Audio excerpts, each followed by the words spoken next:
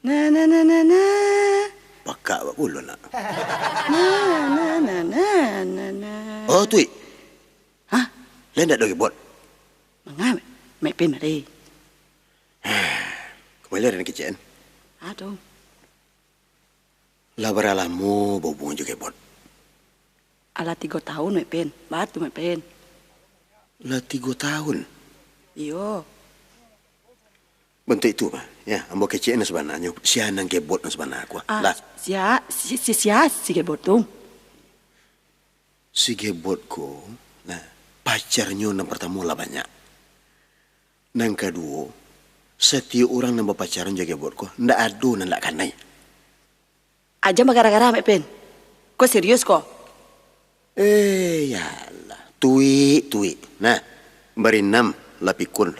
Siapa gebot. Samsidar. Sebutu Wak Daratun. Si Ranti, si Yuti, si Susi, tu si Aceh terakhir petangko. Dumini.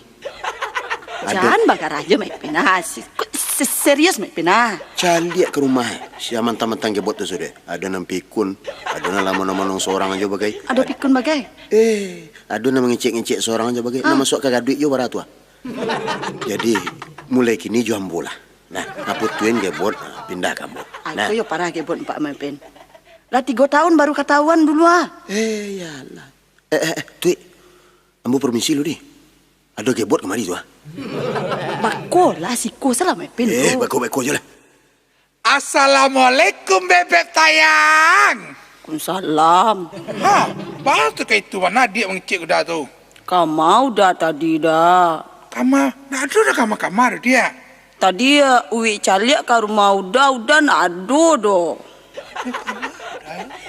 Nak ada dah kamar dia.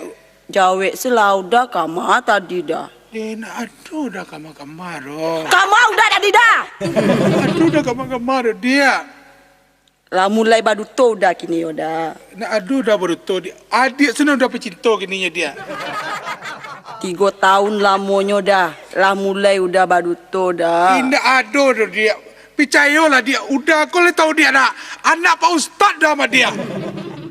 Kini nak bitu dah. Putui. Hei, pasti itu dia. Nak tahu dah betul dia.